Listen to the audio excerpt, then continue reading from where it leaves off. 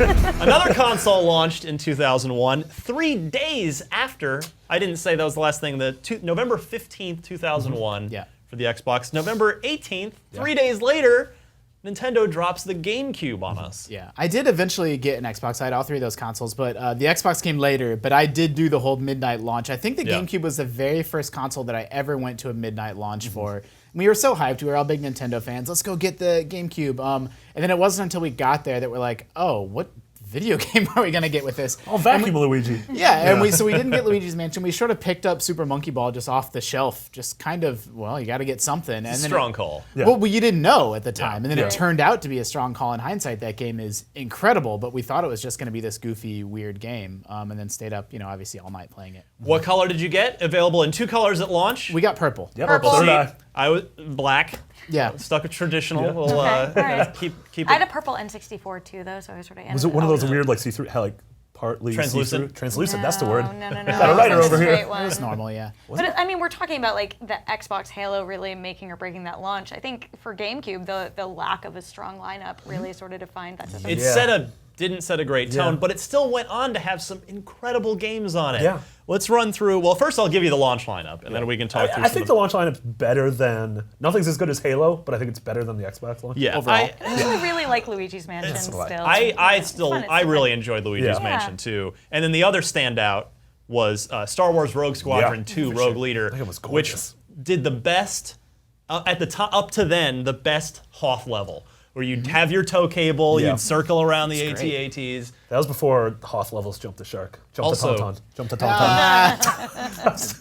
Well played. I'm fired. And the space battles in that, the space missions were really. I remember that game being very difficult as well, but I Yeah. do remember Very, very getting hard. through it. I mean, the GameCube itself is sort of an odd duck. I mean, it sort of started. It didn't start at all. It continued Nintendo's tradition of, sort of marching to their own beat. Oh, yeah. The N64 was doing its own thing. The GameCube controller felt a little bit strange till you got used to it. The little tiny discs that it came on, the handle on the Anti-piracy console. measure. They went with the proprietary mini discs that held 1.5 gigs, whereas a DVD could hold, I think, 4.7 if memory serves correctly. I mean, I'm a gigantic fan of the GameCube. Some of my favorite gaming memories are on that platform. Smash famously wasn't a launch title, but came, I think just 1 month later. Less. The November 18th for the system, December 3rd for Smash. So just strange. missed it It's by so a couple weird. weeks. Yeah.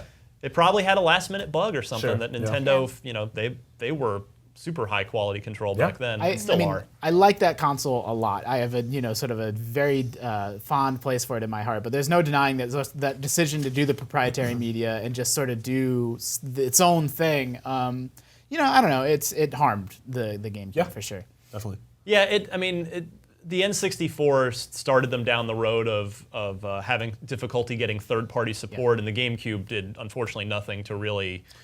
But then the flip really side reel is that they take a in. chance with the Wii, and it becomes the biggest thing on planet Earth. So Absolutely. Yeah, it really Yes. is the transition console for Nintendo, where it went from really being like a strong competitor for the hardcore gamers with the N64, and then suddenly the Wii opened it up to a whole new audience, which Yeah. obviously there are a lot of other people who are not Yes. hardcore gamers. Yeah. Yeah, absolutely. But that box, by the way, though, was amazing. It was this beautiful little cube, just very compact, especially compared to what we were talking about a minute ago, the giant Xbox. Yeah. Even the PS2 was, decent size. size. But that GameCube, just a nice, handle. quiet, had a handle. Yeah. It was just a phenomenal little piece of hardware, which, of course, Nintendo's always done hardware well. I like the industrial design of the GameCube a lot. I like its little opening Wavebird. splash screen. Oh, the Wavebird!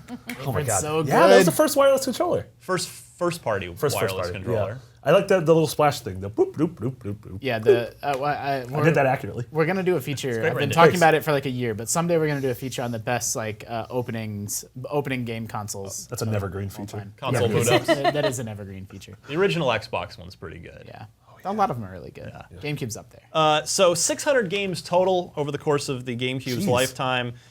But as we started to touch on earlier, the first party stuff is what we remember the GameCube by. You mentioned Smash, we mentioned Luigi's Mansion, which was sort of a bit of a redheaded stepchild at the time. It's like, well, where's the Mario game? But we got that eventually with Super Mario Sunshine, which itself was weird. Yeah. It is I super loved weird. Sunshine. I did too. In retrospect, I like it so much more than I did at the time. Yep. Because I think at the time I was just like, I just want Mario 64 too. Right. I'm like, why do I have a dumb? Why was everyone in that system have a weird backpack that did things? You had Vacuum Man, you got Water Man. Well, because then you could put the GameCube that had a handle in your backpack, and then that's a whole other level Yeah. that did not pay off. Yeah. Show's over. We're out of here. I need to go think about life right Bleeding out now. my ear.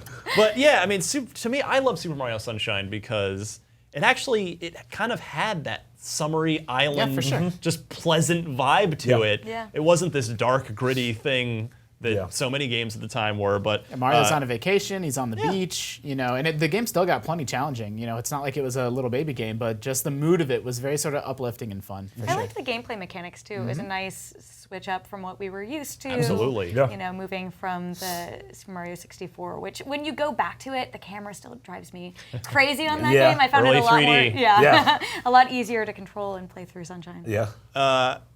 Metroid Prime Oh, yeah? was in there. You had Zelda Wind Waker. You had Eternal Darkness, which second party, but still, it's an exclusive Yeah. game. And I forgot to give you the launch lineup because here we can compare and contrast. All-Star Baseball 2002. That was a claim, Oh my folks. God, I forgot All-Star Baseball. Batman Vengeance didn't turn out well. Crazy Taxi, of course, a port of the arcade game, still it's nice and solid there. Dave Mirra Freestyle BMX 2. Disney's Tarzan Untamed. I Oh. defy you to have remembered that. I sure as heck didn't. Oh yes, that Tarzan tie-in game. Of course. We said Luigi's Mansion, Star Wars Rogue Squadron 2 Rogue Leader. There's Madden again, Madden NFL 2002, NHL Hits 2002 once again, Super Monkey Ball, Tony Hawk's Pro Skater 3, and Wave Race Blue Storm. I like that. So it's just then interesting. So the Xbox and the GameCube came out 2 days apart, and the Xbox got 2X, and the GameCube got 3. Yeah. Just one of those interesting Yeah. console things that's been sort of lost to the mists of time. But if you were to go back, I'm sure there are lots of message board fights about that particular. If you're a Tony Hawk fan, which console do you got to go? Well, you got the PS2. Then you're all right. Yeah. Yeah, I guess true. 22 million units is what the GameCube ended up selling, so slightly behind the Xbox. in the end, yeah. And just well off of the N64's pace, and certainly well off of the PS2's Yeah. pace. Yeah. But Yeah. still, just a weird system, but one I'm so happy that I owned. Yeah. I was so It glad. also to had have that it. weird, which I guess we could talk about when we get to the GBA, but that weird connectivity with the GBA, where like they dabble in it for a little bit.